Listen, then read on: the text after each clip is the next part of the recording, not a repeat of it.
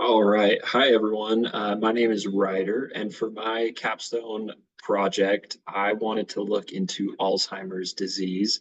Um, I would venture to say a lot of us, myself included, know one person, if not a few, that have been affected by Alzheimer's disease and its associated complications. And so for me, this is both a very interesting disease and also one that has some personal connections to my family and people that I know as well. And so that was kind of the basis for selecting this disease in particular for this project.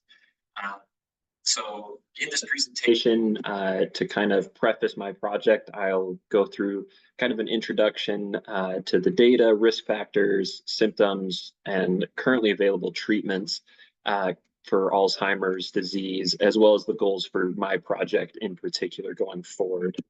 So Alzheimer's disease is a degenerative brain disease leading to a form of dementia. And as we talked about in our class, while dementia is not a specific disease, it does include general symptoms, including memory loss, challenges problem solving, difficulty completing tasks that were once normal, and some mood and personality changes can be associated with that as well. Almost 7 million Americans are living with Alzheimer's disease, and this figure is expected to nearly double by 2050 to 13 million. It's the fifth leading cause of death for people over 65 currently. Um, Alzheimer's risk at age 45 is 1 in 5 for women and 1 in 10 for men. So from these figures, we can see it's pretty prevalent. And these with the prevalence of this disease, the expected care for costs in 2024 is estimated to be $360 billion, $360 billion. And that figure is expected to become almost 1 trillion by 2050.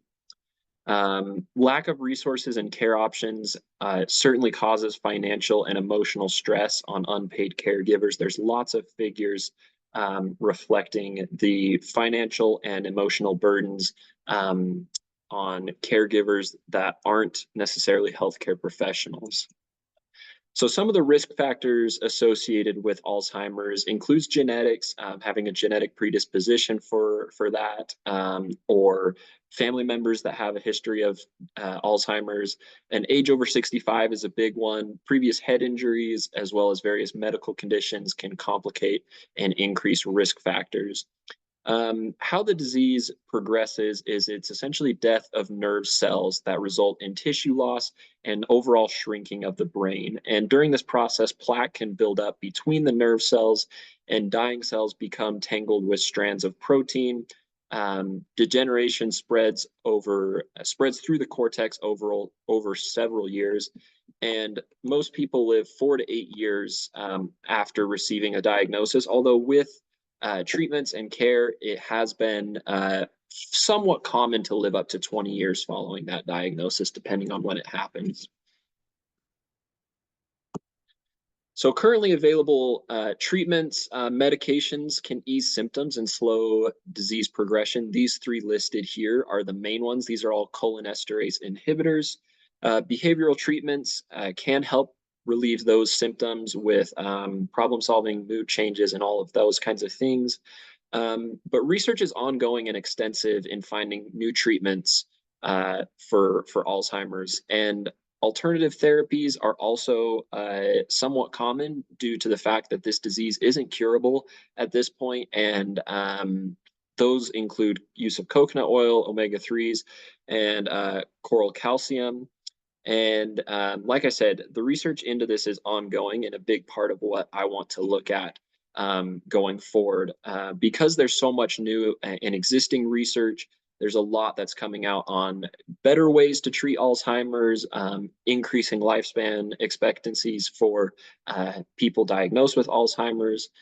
So I want to review the new and existing research concerning possible treatment methods, and analyze the impacts of Alzheimer's disease, including physical, mental, emotional, and social effects, and be able to recognize and describe potential imbalances, both caused by the disease physically and as a result for its treatment, potentially looking for options to remedy such imbalances and improving overall care for Alzheimer's patients and their support systems. Even in just these quick few figures that I've brought up here today, there's lots of areas of life that are impacted by Alzheimer's disease and the diagnosis of that, and the lack of diagnosis for some people that may have the disease but haven't been diagnosed for it yet.